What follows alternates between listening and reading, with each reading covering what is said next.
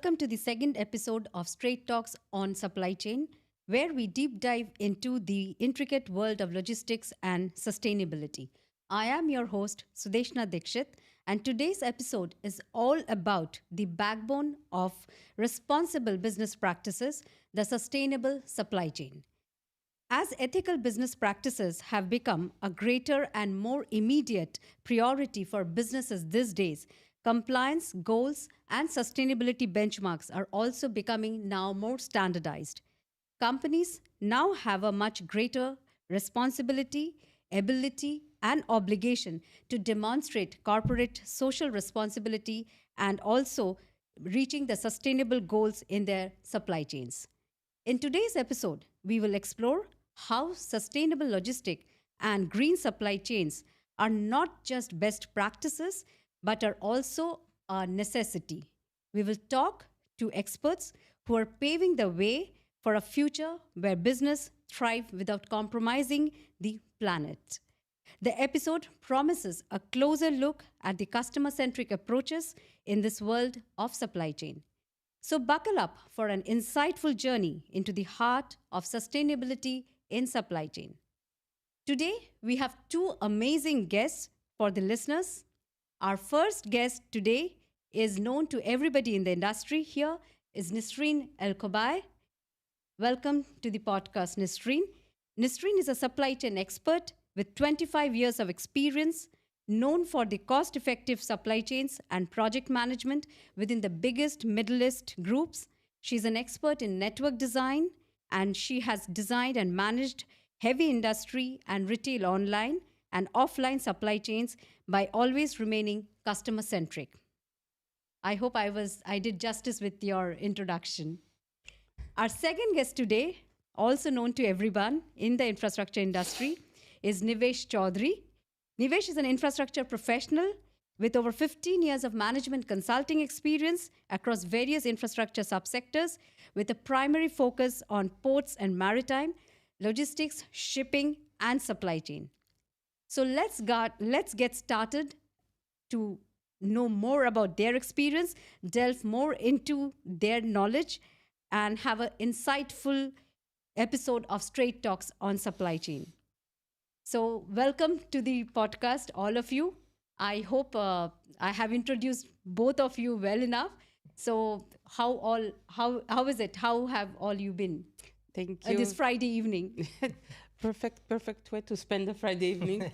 Thank you, Sudeshna. Thank you for having me, and I'm very happy to be here. Likewise. So I'm glad to be here. Thanks for having me. Looking forward to the conversation. Thank you. Thank you so much. We thought weekend should be ending the week on a sustainable note. So that's how this discussion is starting.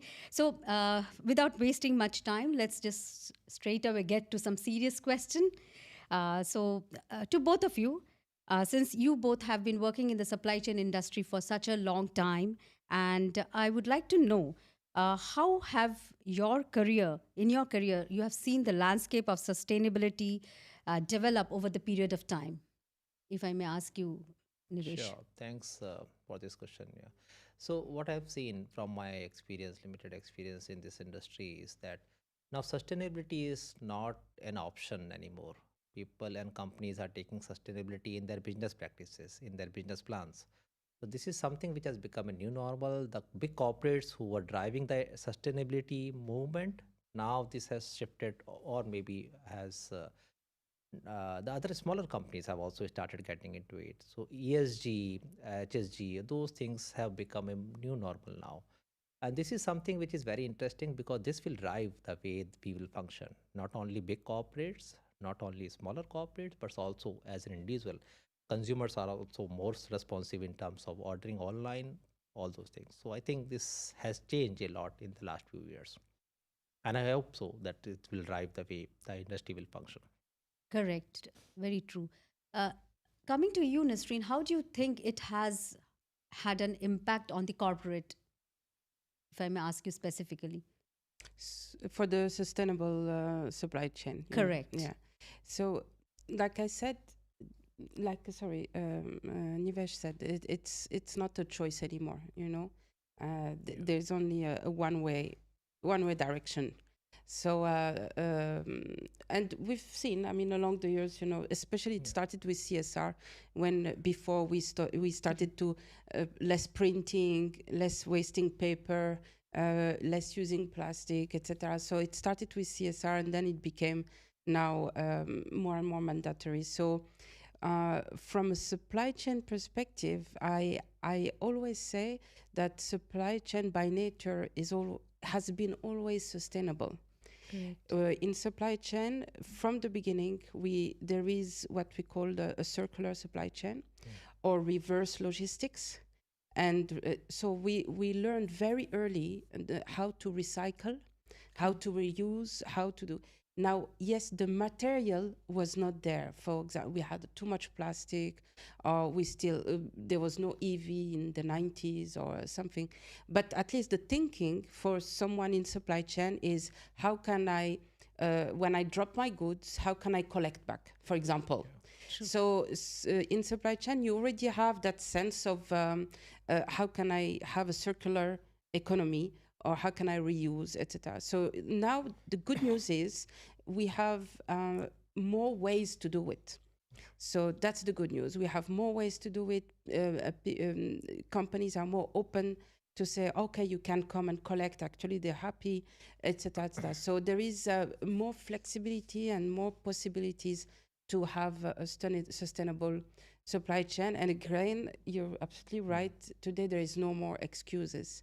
Out of 100 actions, you must take 2 or 3. Correct. Yeah, there's like it should be in your everyone 2024 goals in supply chain. Correct. I couldn't agree more.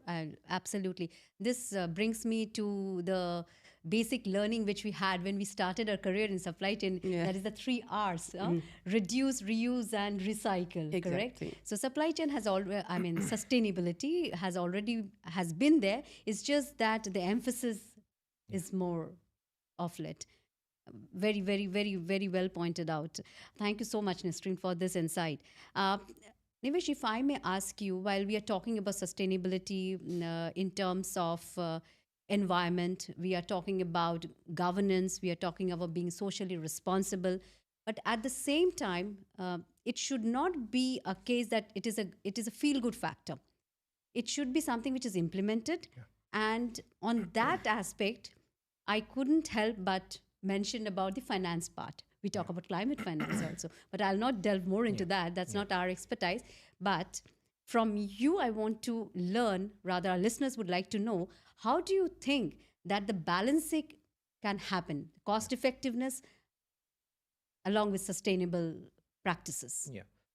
Interesting. Now, when you look at supply chain sustainability, one thing is very important to understand that sustainability will not come in a short term. You always have to look at it in a long term basis, and when you look at long term, there would be some initial investment. Now, sustainable measures will come at a cost, but these costs will probably be a financial cost, not the economic cost. When you compare these two, there is a difference. Now, when you build something, you have to put in additional effort to make it sustainable, but that is something which will give you return. It's not that something which you are building in something at a cost. The return you will only be able to realize when you look at long term, as I said, and the long term investment will always pay you. No more the investments are looked at as a bubble. So when you look at bubbles will always be very, very short term. So good part about sustainability and the entire discussion, the topic of sustainability, and that is what excites me more, is that you always have to look at the bigger picture. How is going to span out? How is going to look at in the ecosystem? How is going to look at in the environment, in this Correct. in the world we live in? Correct. How this is being perceived in the consumers that we are dealing with, or the competitors. So that is the good part about it, and the cost is something which will be offset in the longer run. Just taking a cue from this, looking at the bigger picture. Yes, this is no more a compromise. It is a responsibility towards Mother Earth, towards every living being on this planet, and taking the bigger picture into consideration, optimization of cost, balancing of cost, that comes absolutely with a much more ease. Yeah. So, having understood this, how do you think, Nissrine, that might have an effect rather an impact, or you may say, is there any resistance, if I may put, from the consumer side, from the customer side? How would that be? What would be your thoughts on that? Thank you for the question. And when we analyze, I mean, personally, and we look at how is the behavior, whether it's in Europe or here, or I feel and we see that the consumer has evolved faster than the corporate world. Yeah. We look now at labels, we look what we're eating, we look what we are dressed with, what we are dressing up. We look at what we put in our bags, for our children especially, etc. So we really pay attention now. We look, it's made in where, etc. So we are really now, I think, much more conscious. Of course, you cannot select everything, but like we are much more conscious. So when you look at, if we look at our beautiful region, the Middle East, the corporate world is way slower because it's such a big transformation. Middle East is living a lot of transformations at the same time. So first, we need to implement the right processes and supply chain, etc. And then at the same time, how can they be sustainable? So it's a lot of things to absorb and to implement and to absorb. And to transformation, you don't transform like that. It has a cycle, it has a way of learning curve, etc. So and because the consumer in the Middle East is very special, because they come for the whole world, completely different. So some are super mature, some less, etc. But at the end, we are quite exigent, I feel. We are quite demanding here in the region. So it puts the bar quite high for the corporate world, and which is good, because then we will hopefully will transform faster than the Western world, where they had 30 years to. We will probably transform in 10 years or 7 years. So definitely and the thing is, there is no choice. So you have to go. I just want to bounce on the cost thing. Same again, there is no choice. You have to do it. So what I tell, for example, to our customers is, don't wait to do everything at one shot, because it's going to be very overwhelming for you, absolutely, for your teams, for your company. Not only on cost, you can't do it simply. Correct. You're a human being at the end. So I always say, start small, but start now. Start now. Right. Don't wait. Just start now with small things, and at least 2024 you would have achieved this. 2025 this, etc. And put a plan on 5-6 years. But don't wait. The more you wait, the more you put yourself at risk there. Sorry for the long answer. No, absolutely not. It's something which is so important for everyone to know, and I'm sure our listeners would be enjoying it, in the sense that one should know, one should understand. It's more of, I would take this discussion to a level of responsibility. And you rightly mentioned the beautiful region of Middle East. It has been a pioneer in that. And the Net Zero Initiative 2050, yes. We shouldn't be forgetting that. The reducing the carbon footprints. We just have finished the COP28, the Green Agenda 2030. So these are all the various endeavors by the government to ensure that it's not only the business, but commoners, the end users, the suppliers, at every aspect of the business, we are aligned. And, if we look back, sorry, Sudesh, not to cut you out, if we look back, the things that has been implemented, that became a law. So today we have a choice still.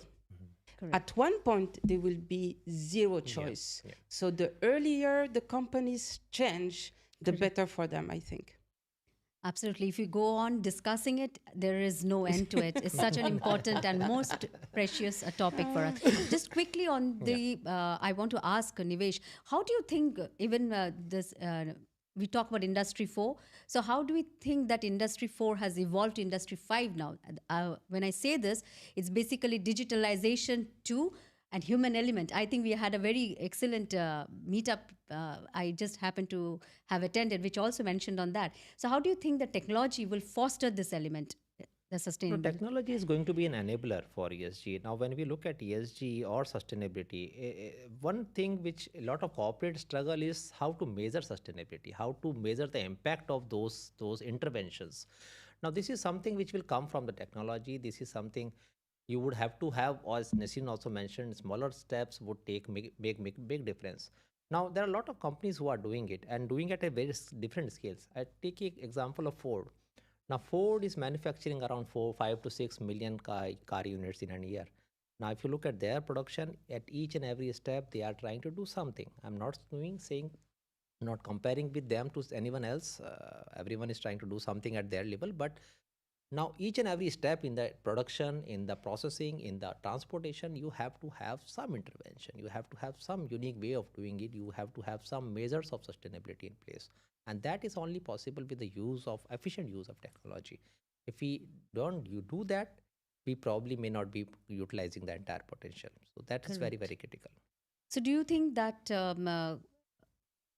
like, if we talk about this, Nisreen, on one point which I would be very quickly, a very quick one pointer, while supply chain is not just about logistic and warehousing, it starts, where it starts from. So, from the procurement side, from the sourcing side, do you think that it would have an impact? Yes, definitely. We see it post-COVID localization.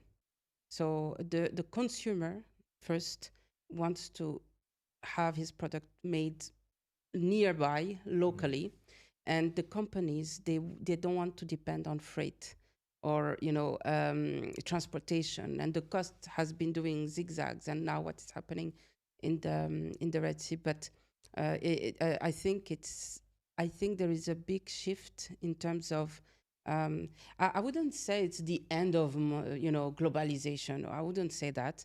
We'll still exchange, but probably differently. Maybe some categories of product will be local, some will continue to travel.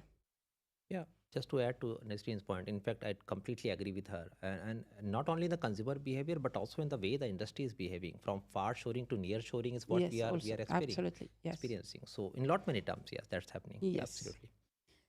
Thank you so much. Since this discussion is getting more interesting, I think I'm having a lot of questions, but we need to cut it short. And so before we end, a quick question to both of you. In your extensive experience, what exactly would be the suggestion that you would be giving across to the businesses who are embarking upon this sustainable journey? Nivesh, if you may start, and we can end with Nisreen. Yeah. So one thing which I will like to pick the clue from, which I completely agree, and I'm glad that Nisreen also pointed out, do something, start. You start, don't wait for others to do and then you follow. And you don't have to follow the way the big corporates are doing. For the smaller companies also, there are a lot many ways the ESG or the sustainability can be ensured. So do something, imbibe those practices in your business plan. That is very, very important. Having a sustainable agenda will not help. It has to be in sync with your business objective. That's very important. Yes.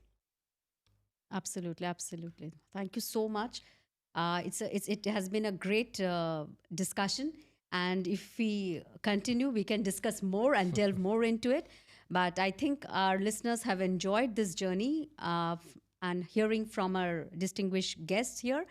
And having said that, this brings us to the end of this episode of our podcast. But before we conclude, we would like to proudly say that Acela as a company has been a member of the largest platform of corporate social responsibility. That means is a part of the UN Global Compact. And as a signatory of UN Global Compact, we wholeheartedly pledge to uphold the 10 principles. And along with Eny-Consulting, our partner, we aim to create a very positive impact here. So to all our loyal customers whose presence means the world to us and who have been patient enough to hear to us, hope you have enjoyed this conversation. And until the next one, this is Sudeshna Dikshit signing off. Thank you, both of us. Thank you. Thank you. Thank you very much. Thank you.